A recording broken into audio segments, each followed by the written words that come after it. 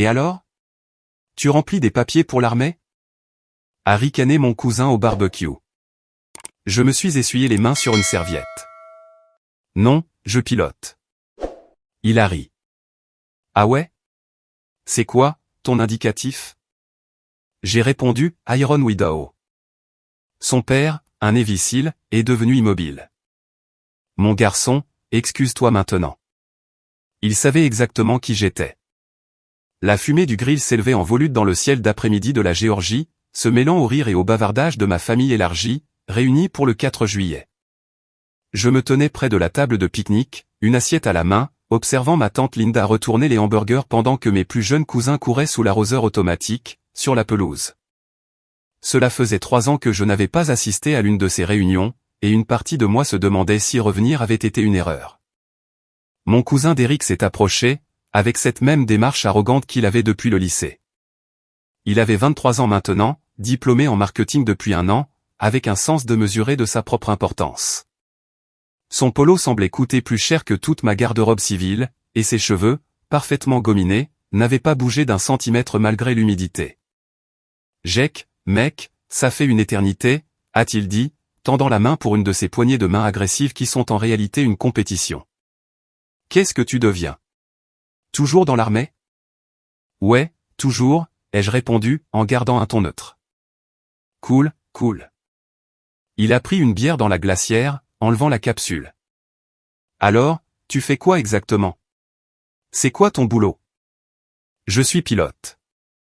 Les sourcils de Derrick se sont haussés, mais son sourire est devenu condescendant. Oh, donc tu pilotes des avions de transport, tu déplaces des provisions et tout ça? Quelque chose comme ça, ai-je dit, en prenant une bouchée de mon hamburger. Il s'est appuyé contre la table, s'échauffant clairement sur son sujet. C'est chouette, mec. Je veux dire, ce n'est pas comme si tu faisais les vrais combats ou quoi que ce soit, mais bon, il faut bien que quelqu'un déplace les cartons, non? Il a ri de sa propre blague, et quelques parents à portée de voix ont jeté un regard mal à l'aise. J'ai posé mon assiette et je me suis essuyé les mains sur une serviette, en prenant mon temps. La vérité, c'est que j'aurais pu m'en aller. J'aurais dû m'en aller. Mais quelque chose dans le ton de Derrick, dans la façon dont il m'avait toujours méprisé depuis que nous étions enfants, m'a décidé à tenir bon cette fois-ci. Et alors, tu remplis des papiers pour l'armée?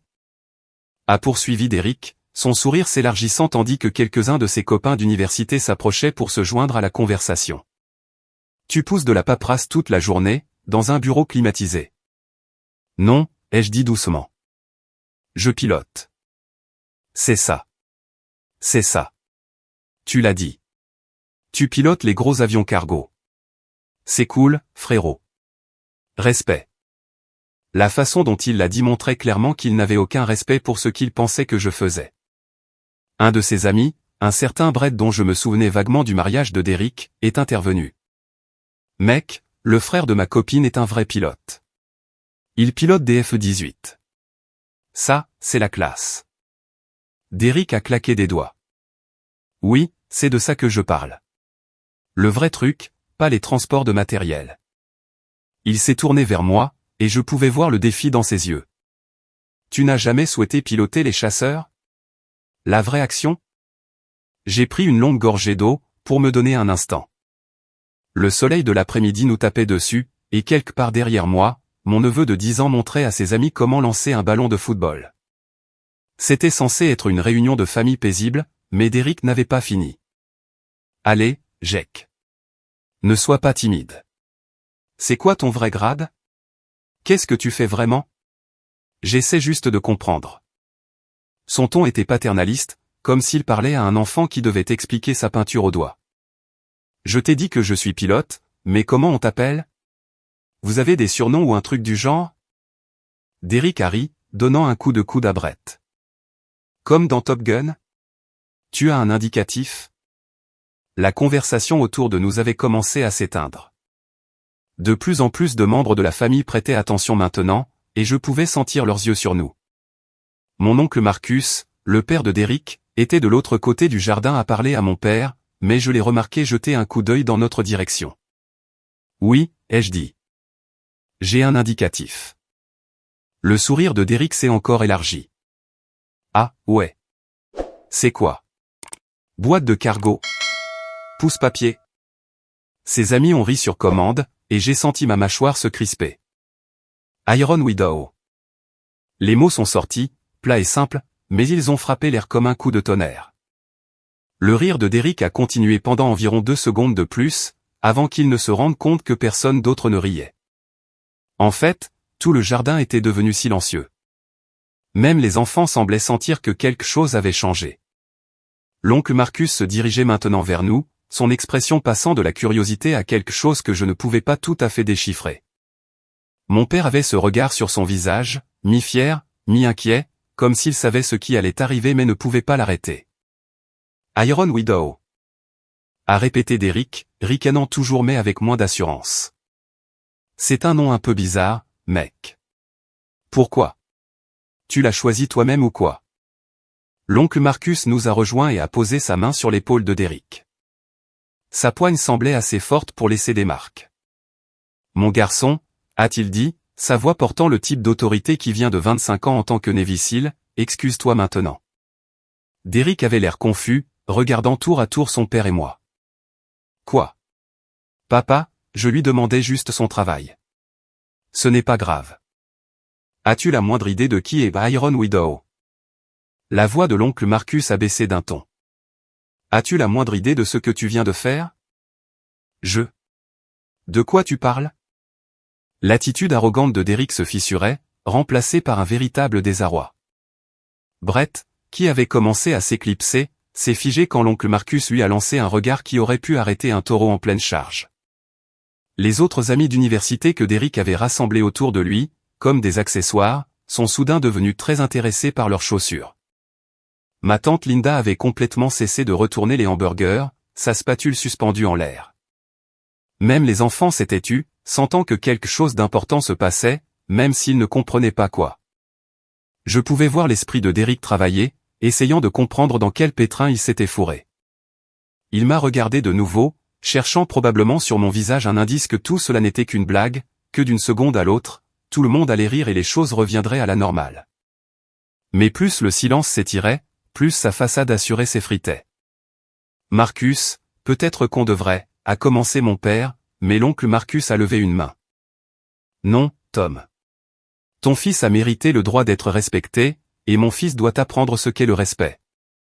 La mâchoire de l'oncle Marcus était serrée d'une manière qui indiquait que la conversation était loin d'être terminée. Derrick, te souviens-tu de ce que je t'ai dit sur la différence entre les gens qui servent et les gens qui parlent de servir? Derrick a hoché lentement la tête, sa pomme d'Adam bougeant alors qu'il déglutissait difficilement. Alors tu devrais comprendre que lorsque quelqu'un te dit qu'il est dans l'armée, tu ne te moques pas. Tu ne supposes rien. Tu ne dénigres pas. La voix de l'oncle Marcus a traversé le jardin avec la même autorité qu'il devait utiliser pour commander des équipes de SEALS dans des zones de combat. Et surtout, tu ne l'ouvres pas sur des choses dont tu ne sais absolument rien. Ma cousine Sarah s'était approchée, son expression un mélange d'inquiétude et de curiosité. Elle avait toujours été la pacificatrice de la famille, celle qui aplanissait les disputes et maintenait les liens. Mais même elle semblait reconnaître que ce n'était pas le moment d'intervenir. Jake, a dit l'oncle Marcus en se tournant vers moi, combien d'heures de combat as-tu? J'ai hésité. Ce n'étaient pas des chiffres que je partageais habituellement lors des rassemblements sociaux. Environ 450. Un murmure a parcouru les membres de la famille assemblée. L'oncle Marcus a hoché lentement la tête, comme s'il confirmait quelque chose qu'il soupçonnait déjà. Et combien d'entre elles en espace aérien contesté? Environ 230. Les yeux de Derrick s'écarquillaient à chaque révélation. Brett avait l'air de vouloir fondre dans l'herbe. Le soleil de l'après-midi semblait soudain plus chaud. Ou peut-être était-ce simplement le poids de l'attention de tous, concentré sur notre petit coin de jardin. Pour ceux d'entre vous qui ne savent pas ce que cela signifie, a poursuivi l'oncle Marcus, s'adressant à la famille comme pour un briefing, un espace aérien contesté, ça veut dire que des chasseurs ennemis peuvent vous engager à n'importe quel moment. Des missiles solaires vous traquent activement. Des systèmes de guerre électronique tentent de brouiller vos communications et vos capteurs. Cela signifie que chaque seconde en l'air, Jake était à quelques secondes de quelqu'un essayant de le tuer. 230 heures comme ça. Ce n'est pas remplir des papiers, Derrick. C'est risquer sa vie pour son pays. Ma mère avait les larmes aux yeux. Je la voyais s'agripper au bras de mon père, souhaitant probablement que l'oncle Marcus arrête de révéler des détails qui lui rappelaient à quel point mon travail était dangereux. Papa gardait une expression neutre, mais je le connaissais assez bien pour voir la fierté lutter avec la même peur protectrice que montrait maman. « Combien d'avions as-tu abattus » a demandé l'oncle Marcus. Et je savais où cela menait. Oncle Marcus, je ne pense pas. Combien, Jake ? J'ai expiré lentement. 2 confirmés. Le jardin a éclaté en chuchotements choqués. 2 avions ennemis. 2 pilotes qui m'avaient affronté et qui n'étaient pas rentrés chez eux. Cela semblait impressionnant, énoncé comme un simple fait. Mais chacun représentait une mission, un moment de décision, une vie terminée. Ce n'étaient pas des statistiques de jeux vidéo. C'étaient des êtres humains, avec des familles, même s'ils avaient essayé de me tuer, moi et mes compatriotes, en premier. Derrick avait l'air d'être sur le point d'être malade. Son visage était passé de pâle à légèrement verdâtre, et il s'agrippait au bord de la table de pique-nique comme s'il avait besoin de quelque chose de solide pour se tenir. 2. Tu as tué 2 personnes ? Plus de 2, ai-je dit doucement. Ça, ce ne sont que les avions. Les cibles au sol sont différentes. La mission en Syrie impliquait plusieurs cibles au sol. Mais oui, j'ai tué des gens, Derrick. C'est ce que font les pilotes de combat. Nous ne restons pas assis dans des bureaux climatisés à déplacer des cartons. Nous volons dans l'espace aérien le plus dangereux du monde. Et nous accomplissons des missions qui maintiennent en vie les soldats au sol. Nous larguons des munitions sur les positions ennemies. Nous engageons les avions hostiles lorsque c'est nécessaire. Nous faisons tout ce qu'il faut pour protéger les vies et les intérêts américains. Le poids de ces mots s'est abattu sur tout le monde. Ce n'était pas la version aseptisée du service militaire que les gens voient dans les films. C'était la réalité, la partie qui n'apparaît pas dans les publicités de recrutement ou les publications inspirantes des réseaux sociaux. Mon neveu, celui qui avait été si excité d'entendre parler de mon travail, avait l'air pensif, essayant de concilier son tonton pilote super cool avec cette nouvelle information, plus dure. À 10 ans, il était assez grand pour comprendre que la guerre n'est pas un jeu, mais assez jeune pour que tout son poids ne se soit pas encore abattu sur lui. L'oncle Marcus a dû sentir l'ambiance devenir inconfortable, car il a ajusté son approche. Jake ne vous dit pas ça pour se vanter. Il vous le dit parce que tu as demandé, Derrick. Tu as insisté, sondé et raillé jusqu'à ce que tu le forces à expliquer exactement ce qu'il fait. Et maintenant, tu apprends que le monde n'est pas aussi simple que tu le pensais. Il y a des gens comme Jake qui vont au-devant du danger pour que des gens comme toi puissent avoir des carrières en marketing et débattre de stratégies de marque dans des salles de conférences sûres. J'ai compris, papa. J'ai merdé. La voix de Derrick était à peine un murmure. Non, je ne pense pas que tu aies encore compris. L'oncle Marcus ne lâchait pas. Jake vient à ces réunions de famille depuis des années. Combien de fois lui as-tu posé de vraies questions sur sa vie ? Combien de fois as-tu vraiment écouté quand il parlait ? Ou étais-tu trop occupé à attendre ton tour pour parler de ta promotion, de ta nouvelle voiture, de ton portefeuille d'investissement ? Derrick a ouvert la bouche pour répondre, puis l'a refermée.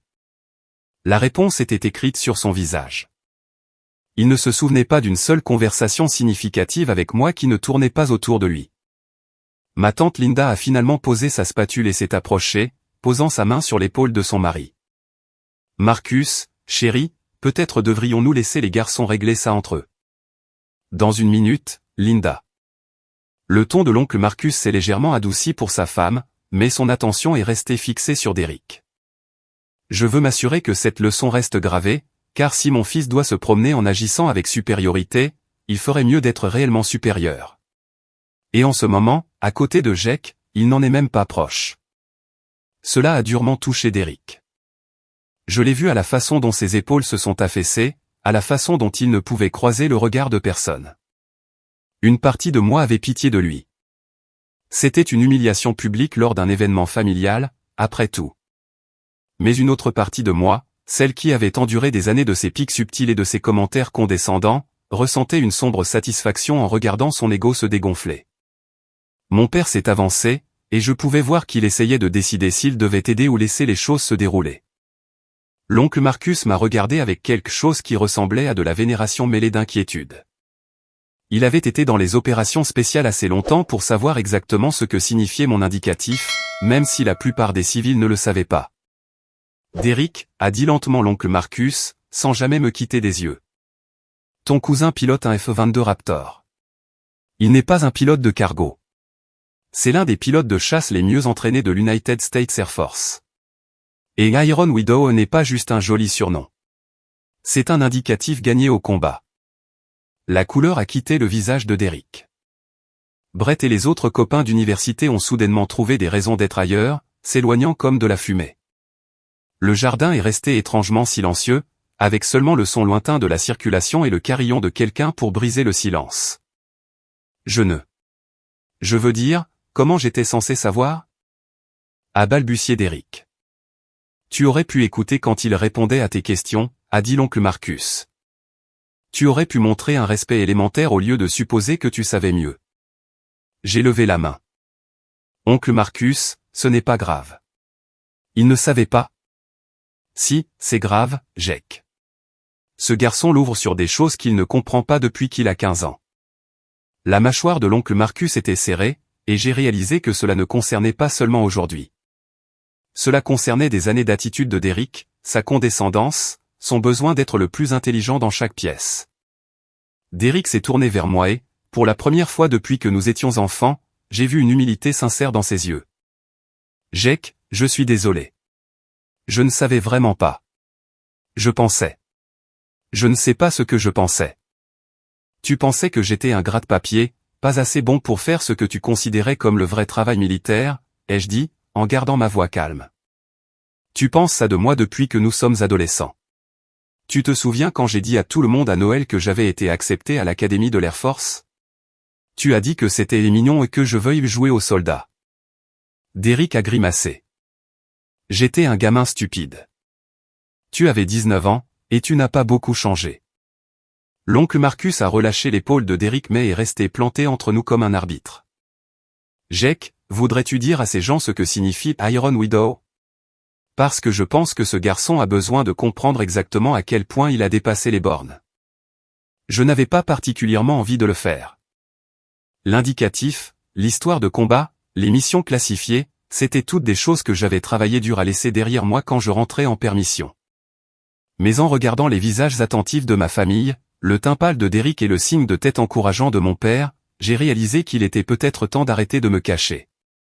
J'ai obtenu mon indicatif lors d'un déploiement en Syrie, ai-je commencé, conscient que chaque mot que je prononçais était absorbé par au moins 30 par an.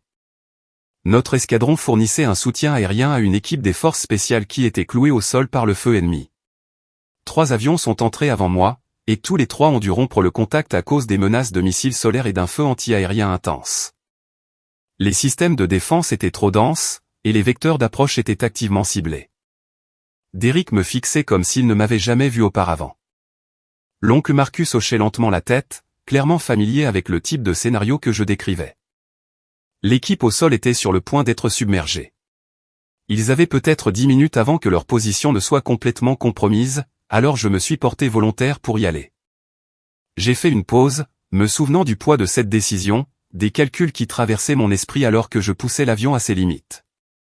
Je suis entré plus bas que les protocoles standards le recommandent, j'ai utilisé le masquage de terrain pour éviter la couverture radar des SAM, et je suis arrivé d'un angle d'approche auquel l'ennemi ne s'attendait pas. La mission exigeait de neutraliser plusieurs cibles au sol tout en évitant les systèmes de suivi actifs. J'ai rempli l'objectif et j'ai sorti tout le monde. Mon Dieu, a chuchoté quelqu'un derrière moi. Je crois que c'était ma cousine Sarah. L'indicatif est venu de la façon dont j'ai piloté cette mission. Rapide, décisif, et selon mon commandant, sans aucune hésitation, même quand cela semblait impossible. Le nom lui-même. J'ai hésité, ne sachant pas quel niveau de détail partager lors d'un barbecue familial. Il vient de mon ailier. Il a dit que me voir travailler sur cette mission, c'était comme voir la mort elle-même voler. Clinique, précise, inévitable. La partie Widow, veuve, fait référence au sort des combattants ennemis au sol ce jour-là. L'opération a été un succès, mais ce n'était pas joli à voir. Je n'ai pas mentionné que la plupart des indicatifs dans l'Air Force proviennent de moments embarrassants ou d'erreurs pendant l'entraînement. Le mien était une exception, donnée après cette mission par un vote unanime de l'escadron. Il a remplacé mon indicatif d'origine de l'école de pilotage, qui avait été considérablement moins intimidant. Mais ce détail ne semblait pas pertinent à partager avec ma famille. Sarah s'est avancée, son expérience d'infirmière la rendant probablement plus à l'aise avec les réalités difficiles que la plupart des gens. Jake, comment gères-tu ça? Savoir que tu as pris des vies? C'était une question plus honnête que ce à quoi je m'attendais, et elle méritait une réponse honnête. Ce n'est pas facile. L'Air Force fournit un soutien psychologique, et nous débriefons après chaque mission. Mais au final, je me concentre sur les vies sauvées plutôt que sur les vies prises. Cette équipe au sol en Syrie, 12 opérateurs des forces spéciales qui sont rentrés chez eux, dans leur famille, parce que j'ai fait mon travail. C'est à ça que je me raccroche. Fais-tu parfois des cauchemars? A-t-elle demandé, sa voix douce. Parfois. Moins qu'on pourrait le penser. L'entraînement nous prépare mentalement aussi bien que physiquement. Et être dans le cockpit, il y a une distance que les troupes au sol n'ont pas. Je ne dis pas que ça ne m'affecte pas, mais c'est différent du combat rapproché. J'ai jeté un coup d'œil à l'oncle Marcus. Ton père pourrait probablement en parler mieux que moi. L'oncle Marcus a hoché la tête d'un air sombre. Différents types de guerre, différents types de poids à porter, mais un poids néanmoins. Chaque personne qui a connu le vrai combat rapporte quelque chose à la maison. La clé est d'apprendre à le porter sans se laisser écraser. Derrick était resté silencieux pendant cet échange, et quand je l'ai regardé, j'ai vu quelque chose que je n'avais jamais vu auparavant. Une véritable contemplation. Peut-être même le début de la compréhension. Il n'était plus seulement embarrassé. Il était en train de traiter la réalité de ce que signifiait le service militaire, au-delà des platitudes patriotiques et des cérémonies de levée de drapeau. La mission dont Jake parle, a continué l'oncle Marcus, a eu lieu il y a environ 2 ans, n'est-ce pas? 2 ans et 4 mois, ai-je confirmé. Je me souviens quand les détails de cette opération ont filtré par les canaux militaires. Ils ont gardé la plupart des informations classifiées. Mais le bruit courait qu'un pilote de l'Air Force avait réussi quelque chose d'extraordinaire dans des conditions impossibles. L'équipe au sol impliquée a écrit des lettres à sa chaîne de commandement. Ça n'arrive pas souvent. L'oncle Marcus a regardé Derrick d'un air entendu. Ils ont écrit des lettres parce que les actions de Jake ce jour-là ont fait la différence entre une mission réussie et une perte catastrophique de vies américaines. Et tu veux savoir la partie vraiment impressionnante?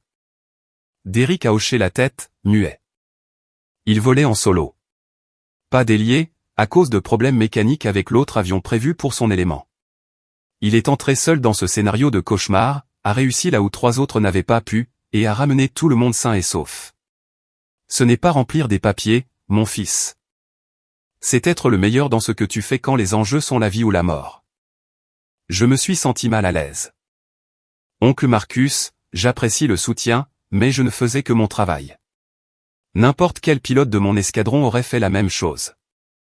Ce n'est pas vrai, et tu le sais, a-t-il rétorqué. 3 pilotes avant toi ont essayé et n'ont pas pu accomplir la mission. Arrête de minimiser tes accomplissements, Jake. Tu as mérité le droit de te tenir droit. L'ironie ne m'a pas échappé. J'étais là, à me faire dire d'arrêter de minimiser mes réussites par le même homme dont le fils venait de passer la dernière heure à faire exactement cela avec moi. Mais l'oncle Marcus avait raison, d'une certaine manière. J'avais passé des années à minimiser ce que je faisais, en partie pour des raisons de sécurité et en partie pour ne pas avoir à gérer l'attention. Il était peut-être temps d'arrêter de m'excuser d'être bon dans mon travail. Brett, l'ami de Derrick qui était resté figé sur place tout ce temps, a finalement retrouvé sa voix. Mec, je n'en avais aucune idée. Quand Derrick a dit que son cousin était dans l'Air Force, j'ai juste supposé. Je ne sais pas ce que j'ai supposé. Tu as supposé ce que la plupart des civils supposent, ai-je dit, sans méchanceté. Que l'armée signifie une seule chose, généralement ce qu'on voit dans les films. Mais il y a des milliers de métiers dans l'armée, et la plupart des gens ne connaissent pas les détails, à moins d'en avoir fait partie eux-mêmes ou d'avoir de la famille qui a servi. Le frère de ma copine, le pilote de F-18 que j'ai mentionné, Brett avait l'air penaud. Il pilote des versions de transport. Il fait des navettes logistiques entre les porte-avions et les bases à terre, ce qui est toujours cool et important, mais après avoir entendu ce que tu fais, mec, je me sens comme un idiot de l'avoir mentionné en guise de comparaison. Ne fais pas ça, ai-je dit. Chaque travail dans l'armée compte. Les pilotes de cargo, les mécaniciens, les analystes du renseignement, les médecins, tout le monde joue un rôle. Je ne pourrais pas faire mon travail sans des centaines d'autres personnes qui font le leur.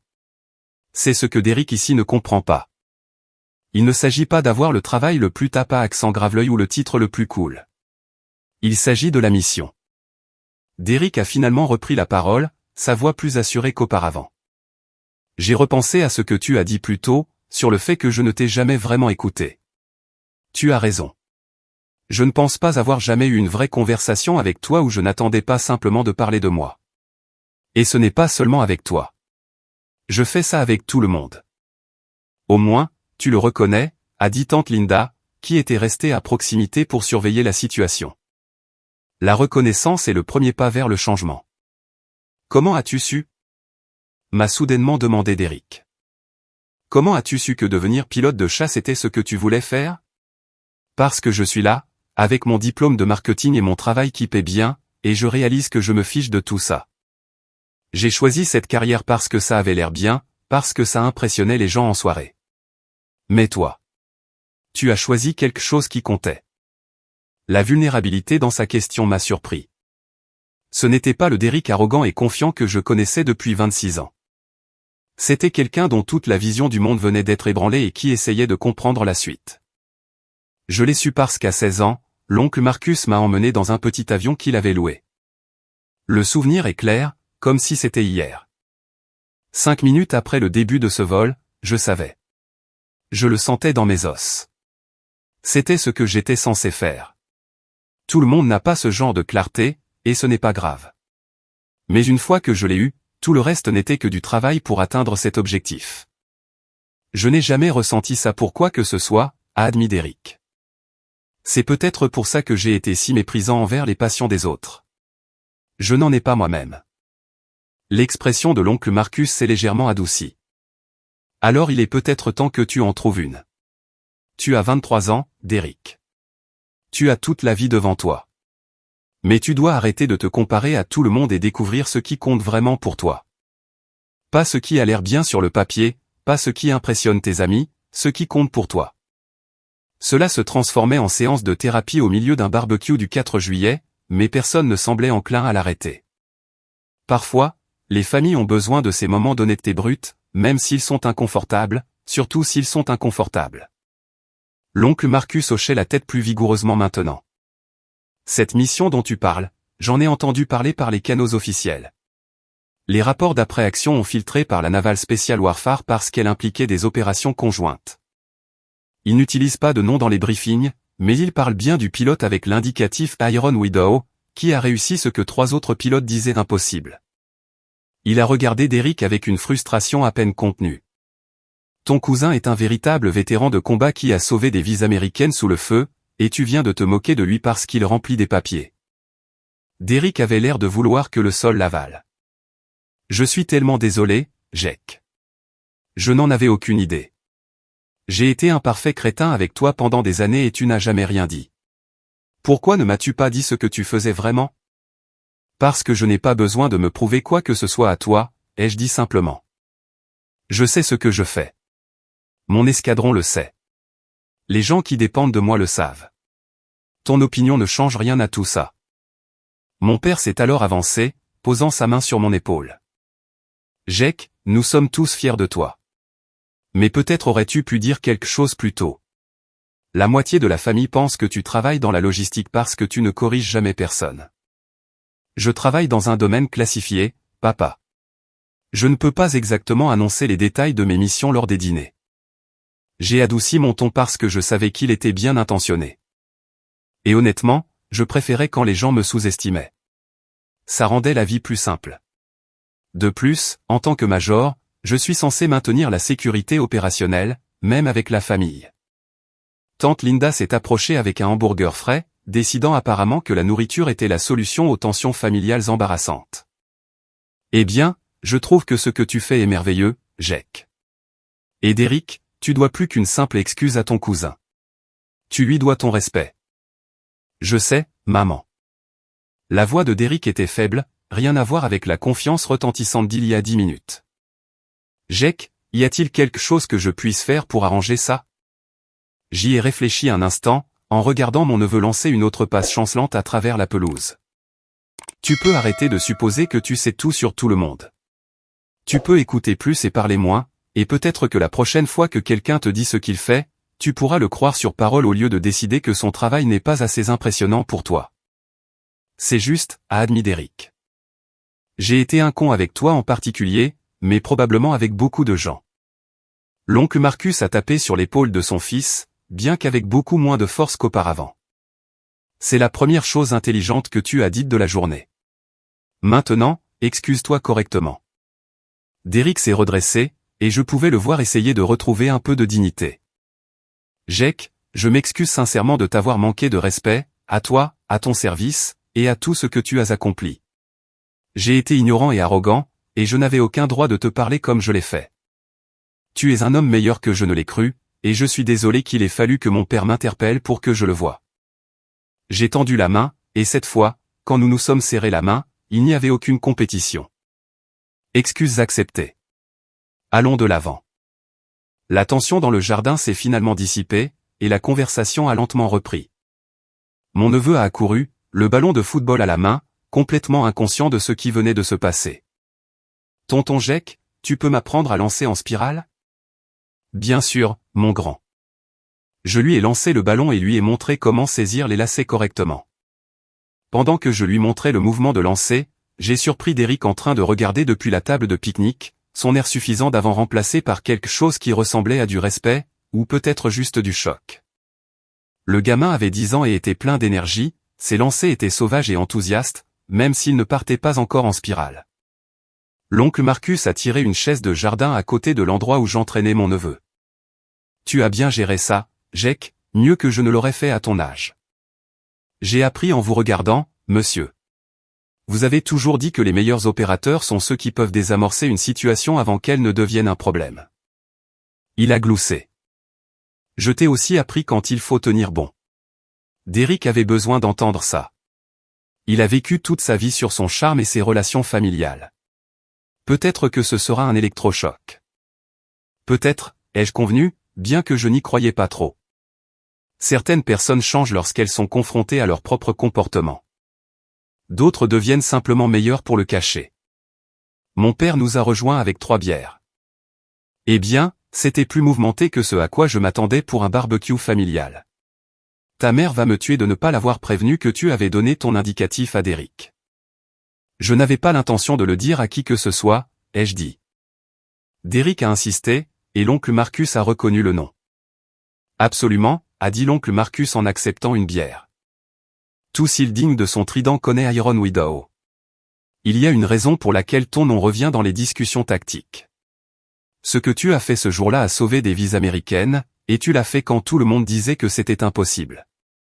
Mon neveu a tiré sur ma manche. Tonton Jake, tu as vraiment sauvé la vie de Jean? J'ai baissé les yeux vers son visage avide, me demandant comment expliquer le combat à un enfant de 10 ans. Oui, mon grand. C'est vrai. C'est ce que je fais. C'est trop cool. Quand je serai grand, je veux être un pilote comme toi. Son enthousiasme m'a fait sourire. Mais il m'a aussi rappelé le poids qui accompagnait ce travail. Si tu veux être pilote, tu dois bien étudier, rester en forme et toujours traiter les gens avec respect. Tu peux faire ça? Oui, chef. Il m'a salué avec une sorte d'expression sérieuse que seuls les enfants peuvent réussir, puis il est retourné en courant vers ses amis pour continuer leur partie. L'oncle Marcus s'est penché en arrière dans sa chaise, m'étudiant. Combien de temps te reste-t-il pour cette permission? 2 semaines. Dans l'Air Force, il me reste encore 6 ans sur mon contrat actuel. Tu penses rester après ça? C'était une question que je m'étais beaucoup posée dernièrement. Je ne sais pas. J'adore voler. J'adore la mission, mais il y a un coup. Vous le savez mieux que quiconque. Il a hoché lentement la tête, avec la compréhension de quelqu'un qui avait passé des décennies dans les opérations spéciales. Le coup est réel, mais le but l'est aussi. Assure-toi juste que, quoi que tu décides, tu le fais pour les bonnes raisons. Derrick s'est approché avec hésitation, tenant une bière qui semblait intacte. Et, Jake, je peux te parler une minute? L'oncle Marcus s'est levé. Je vais vous laisser un peu d'espace. Jake, content de te voir, fiston. Ne te fais pas rare. Il m'a serré la main avec une poignée ferme de respect mutuel, puis est retourné vers le grill. Derrick s'est assis dans la chaise laissée vacantée, pendant un long moment, aucun de nous n'a parlé. Finalement, il a rompu le silence. J'ai pensé à quelque chose que tu as dit plus tôt, que tu ne corrigeais jamais les gens quand ils supposaient que tu travaillais dans la logistique. C'était à cause de moi. En partie, ai-je admis. Tu n'étais pas le seul à faire des suppositions, mais tu étais le plus bruyant à ce sujet. Mon Dieu, je suis un tel idiot. Il s'est frotté le visage avec les deux mains. Toutes ces années, tous ces commentaires sur le fait que tu gaspillais ton potentiel en allant à l'armée au lieu de l'université. C'est moi qui gaspillais mon potentiel, n'est-ce pas? Je ne dirais pas ça. Tu as un bon travail et une belle vie. Tout le monde n'a pas besoin d'être dans l'armée. Mais je n'avais pas besoin de te rabaisser pour me sentir mieux dans mes choix. Il m'a regardé directement pour la première fois depuis ses excuses. C'est ce que je faisais, n'est-ce pas? J'ai choisi la voie sûre, la voie facile. Et te voir faire quelque chose de plus difficile, quelque chose qui comptait vraiment, m'a fait me sentir inadéquat. Alors, je me suis convaincu que ta voix était moins impressionnante que la mienne. Je ne m'attendais pas à un tel niveau de conscience de soi de la part de Derrick. C'est assez perspicace. Ouais, eh bien, se faire dire par son père Sil qu'on est une honte devant toute la famille, ça vous fait réfléchir. Il a essayé de sourire, mais cela n'a pas tout à fait atteint ses yeux. Il m'a à peine dit 2 mots depuis que tu as lâché ton indicatif. Je crois qu'il a honte de moi. Il n'a pas honte. Il est déçu. Il y a une différence. Vraiment? Parce qu'en ce moment, ça me semble assez similaire. J'ai pris une longue gorgée, réfléchissant soigneusement à mes prochains mots. Ton père a servi son pays pendant 25 ans. Il a fait des choses que la plupart des gens ne peuvent pas imaginer, a fait des sacrifices qui n'ont jamais fait la une des journaux, et est rentré chez lui pour être un bon père et un bon mari. Quand il te regarde, il ne voit pas quelqu'un qui a besoin d'être dans l'armée. Il voit quelqu'un avec du potentiel qu'il a gaspillé dans l'ego et l'arrogance. C'est ce qui le déçoit. Derrick a absorbé cela en silence. Comment puis-je arranger ça? Commence par vraiment écouter les gens. Arrête d'essayer d'être le centre de l'attention. Utilise ton éducation et tes opportunités pour faire quelque chose de significatif au lieu de simplement gagner de l'argent et avoir l'air bien. J'ai fait un geste vers la réunion de famille autour de nous. La moitié des gens ici ont des histoires que tu n'as jamais entendues parce que tu n'as jamais pris la peine de demander. Ta tante Linda est bénévole dans un refuge pour sans-abri. Ton frère entraîne gratuitement des enfants des quartiers défavorisés. Tout le monde a quelque chose de précieux à apporter, mais tu es trop occupé à te donner en spectacle pour le remarquer. Tu as raison. Il a posé sa bière intacte sur le sol. Je me suis donné en spectacle toute ma vie. Des notes parfaites, un travail parfait, une image parfaite, mais qu'ai-je fait de vraiment important? C'est une question à laquelle tu dois répondre toi-même. Nous sommes restés assis en silence pendant un moment, regardant la famille s'agiter. Quelqu'un avait commencé une partie de cornhole, et les vannes compétitives allaient bon train. C'était normal, confortable, le genre d'atmosphère familiale qui m'avait manqué pendant mes déploiements. Derrick s'est finalement levé. Merci de ne pas m'avoir complètement rayé de ta liste. Je ne t'en aurais pas voulu si tu l'avais fait. Nous sommes de la même famille, Derrick. Ça compte pour quelque chose. Il a hoché la tête et s'est éloigné, ses épaules un peu moins carrées que d'habitude.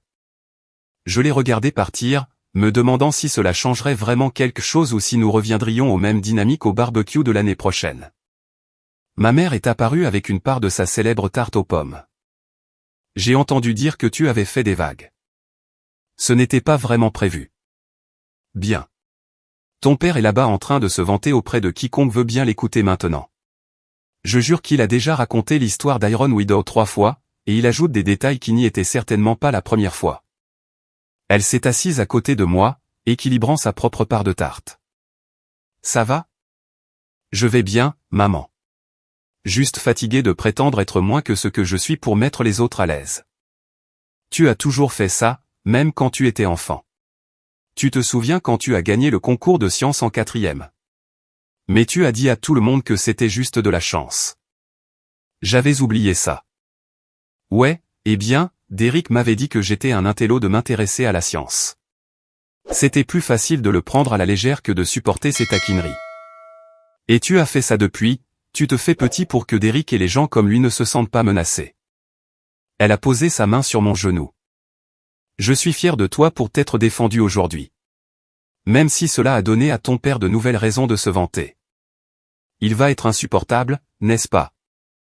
Absolument. Mais il l'a mérité. Nous l'avons tous les deux mérité. Notre fils est un héros, Jake. Laisse-nous en être fiers. Le mot héros m'a toujours mis mal à l'aise. Les héros, c'étaient les gens dans les films, pas des gars qui faisaient juste leur travail. Mais en regardant le visage de ma mère, en y voyant la fierté sincère, j'ai réalisé que je devais peut-être la laisser vivre ce moment. Laisser ma famille voir qui j'étais vraiment, au lieu de me cacher derrière des descriptions de postes vagues et des dérobades. D'accord, maman. Toi et papa pouvez vous vanter. Mais restez raisonnable, d'accord? Elle a ri et m'a embrassé sur la joue. Pas de promesse. Maintenant, mange ta tarte avant que ton père ne vienne la réclamer comme son dessert de la victoire. Au fur et à mesure que l'après-midi avançait, je me suis retrouvé engagé dans des conversations plus sincères que je n'en avais eu lors d'événements familiaux depuis des années. Les gens posaient de vraies questions sur mon service, et je donnais de vraies réponses, dans les limites de ce que je pouvais partager. Ma cousine Sarah m'a parlé de son travail d'infirmière en soins intensifs, des histoires de vie et de mort qui rivalisaient avec tout ce que j'avais vécu. L'oncle Marcus a partagé une histoire lourdement censurée de ses jours de cils qui a fait rire tout le monde de l'absurdité de la bureaucratie militaire. Derrick a gardé ses distances pendant la majeure partie de la soirée. Mais alors que le soleil commençait à se coucher et que les familles commençaient à remballer leurs affaires pour partir, il s'est approché de moi une dernière fois. Et Jake, avant que tu partes, je voulais te donner quelque chose. Il m'a tendu une carte de visite de son agence de marketing. Je sais que ça va paraître intéressé après tout ce qui s'est passé aujourd'hui, mais si jamais tu décides de quitter l'Air Force, appelle-moi. Nous travaillons avec beaucoup de sous-traitants de la défense et d'entreprises appartenant à des vétérans. Je pense que tu serais un atout pour n'importe quelle organisation, et j'aimerais aider si je le peux. J'ai regardé la carte, puis le visage de Derrick. Il semblait sincère, bien que le temps dirait si cette transformation tiendrait. Merci. Je garderai ça à l'esprit. Et Jake, la prochaine fois que tu seras en ville, peut-être qu'on pourrait prendre un café ou quelque chose. Vraiment parler. Je veux dire, sans que je sois un parfait connard. Ça me plairait, ai-je dit. Et étonnamment, je le pensais. En quittant le barbecue ce soir-là, alors que le coucher de soleil de la Géorgie peignait le ciel de nuances d'orange et de rose, j'ai pensé à combien les choses auraient pu se passer différemment.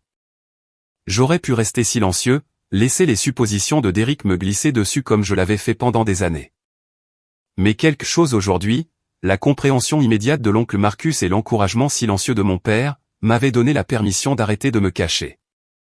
Iron Widow n'était pas seulement mon indicatif.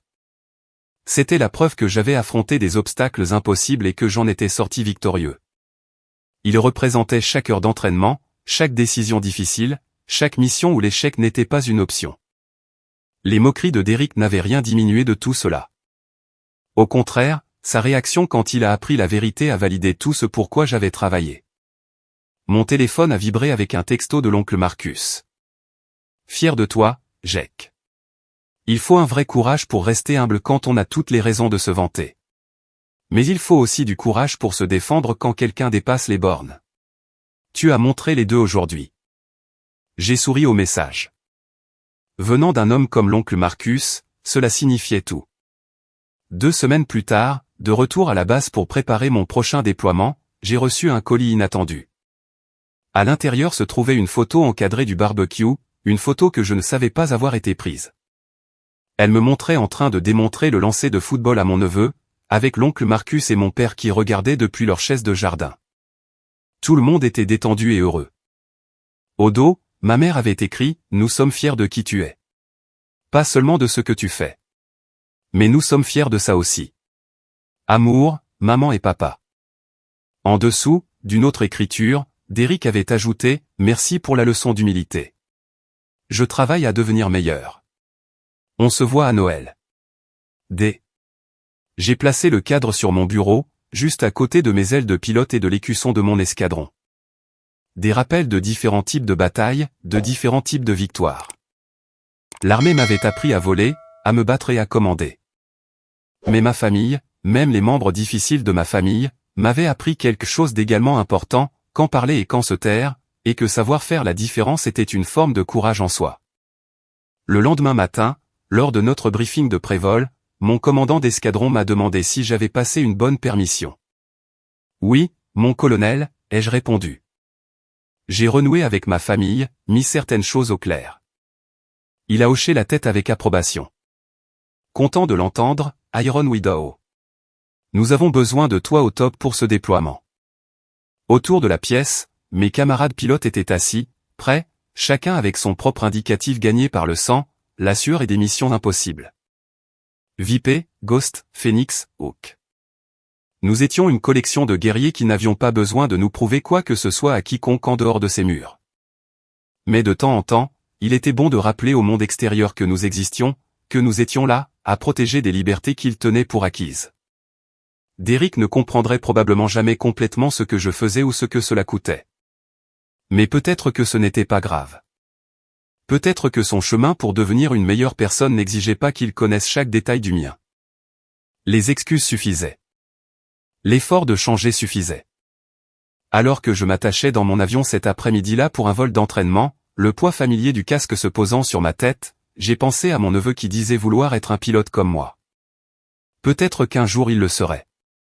Peut-être qu'il gagnerait son propre indicatif, mènerait ses propres batailles, prouverait sa propre valeur. Et peut-être, si j'avais bien fait mon travail à ce barbecue, il le ferait sans avoir besoin de prouver quoi que ce soit à personne, sauf à lui-même. La tour m'a autorisé à décoller, et j'ai poussé la manette des gaz, sentant la puissance brute du F-22 déferler sous moi. L'avion répondait à mon toucher comme une extension de mon propre corps, des décennies d'ingénierie et des milliards d'euros de technologie, tous concentrés sur un seul objectif. Iron Widow s'est élevé dans le ciel, et pendant un instant, tous les drames familiaux et les complexités sociales se sont envolés. Ici, il n'y avait que la physique et la compétence, la mission et le but. Ici, j'étais exactement qui je devais être. Mais là-bas, au barbecue, au dîner de Noël et aux réunions de famille, j'avais aussi appris quelque chose de précieux. Je n'avais pas à choisir entre être le pilote et être Jack. Je pouvais être les deux. Je pouvais être le guerrier et le neveu, le héros et le cousin, l'opérateur classifié et le gars qui apprend aux enfants à lancer un ballon de football. La question de Derrick au barbecue, et alors, tu remplis des papiers pour l'armée? Avait été conçue comme un rejet. Mais en essayant de me diminuer, il m'avait donné l'occasion d'arrêter de me diminuer moi-même. Je n'étais pas juste un gratte-papier. Je n'étais pas juste un type qui déplaçait des cartons.